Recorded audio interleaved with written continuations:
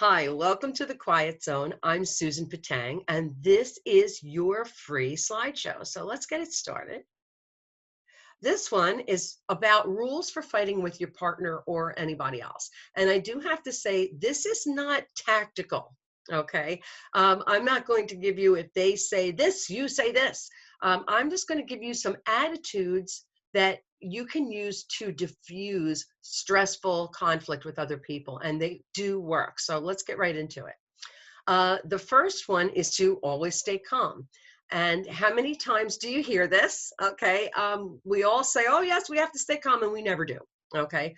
Getting angry doesn't help do anything except make the argument worse. So take some deep breaths. And there is a biological reason for that. You have a nerve in your body that when you take deep breaths, it signals that nerve to calm your body down and relax it. So taking deep breaths does have a function. Also, focus on what's happening right now. Be mindful. Okay, that also helps you to stay calm because you're not going to get yourself escalating over the memory of things that happened in the past. You want to focus on the issue that's happening right now. If things do start getting heated, you can say things like, let's take a break for 5 minutes. I'm feeling a little upset. Can we take a break until later on this afternoon? And name a time. You seem to be getting a little stressed out about this. Why don't we take a 10-minute break and get some coffee? But do get back to it. Okay, make sure you get back to the issue because you don't want that to fester and cause you distress or the other person. Always use the golden rule. And you're probably laughing at me already and saying, oh my gosh, we all know these things. Yes, we do. We all know these things. Do we use them? Okay.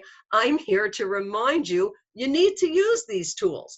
Do unto others as you would have them do unto you. So if the situation was reversed, how would you want to be spoken to? How would you want to be treated? A corollary to that is to be the change that you want to see. So you can't go and complain to your boss about a toxic work atmosphere if you're contributing to it, right? You want to be the person that is the change that you want to see in the world. This is how the world is going to get changed and get better. So aside from that also, this is how we also show people how we want to be treated. The next phrase, which you've probably heard a million times, is to walk a mile in their moccasins. Okay. So why do you think someone else is behaving the way that they are? What's their intention? What is it they want that they want?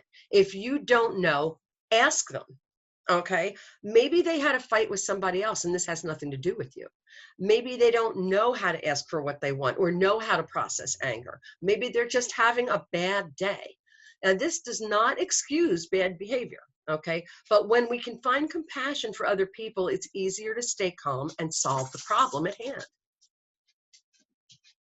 And you can also ask yourself, well, what is it that I want? Okay. What's motivating you? Because sometimes the distress and the conflict is actually coming from us. What are you looking for? What is your own intention? Are you really angry at something or somebody else?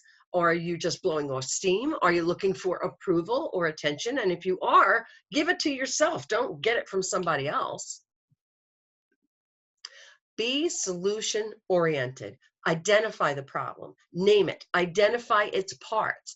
What is something positive and constructive that you can do about it?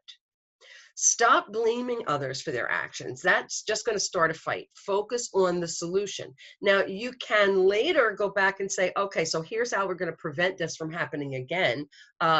Josie, I'm really sorry, but you have to remember not to do this. Okay. But in the moment, to avoid a fight, hey, this is the problem. Here's what I see as the problem.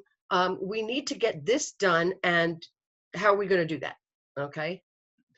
Which leads us to being collaborative and cooperative. And you're going to say things like, here's the problem. Can we work together to fix it? Be open to compromise. Don't be it's my way or the highway, okay? Most of the best solutions incorporate everybody's ideas, and you want to make sure that the solution is palatable to everyone. These are only the beginning steps in resolving conflict. There is so much more. And if you would like to learn more about resolving conflict, both at home and in the workplace, um, I'm going to ask you, do you come home from your mother-in-law's and cry for an hour? Is your stomach in knots when you have a meeting with your boss? Okay, both home and at work. Are you constantly battling with your partner about chores, the kids, everything? It's time for you to take my power lesson, how to handle conflict without stress or anxiety. You'll learn the best ways to be heard, how to negotiate through conflict, how to diffuse criticism, and how to deflect nosy people like nosy Aunt Rosie, who always wants to know when you're going to have another kid. We all have one, bless her heart. But in just one 45-minute session, you'll be able to handle your mother-in-law without starting a war, deal with your boss without getting fired, and learn how to set limits without being bitchy, all in under an hour. So here's how it works and what you get. You get a video lesson. You get a written cheat sheet that has tips and strategies that you can start using right away. You'll also get a 45-minute one-on-one coaching session with me. So we will apply these tips and strategies to what's going on in your life where you need it. All this for $97. That's less than what I charge for a single session. So you can get it here, www.thequietzonecoaching.com/shop. Okay, you go to my shop, and I can't wait to see you there. We're going to turn off our screen share. Have fun with this. Good luck resolving conflict. If you need help, reach out and ask me. That's what I'm here for. Have a wonderful, amazing day.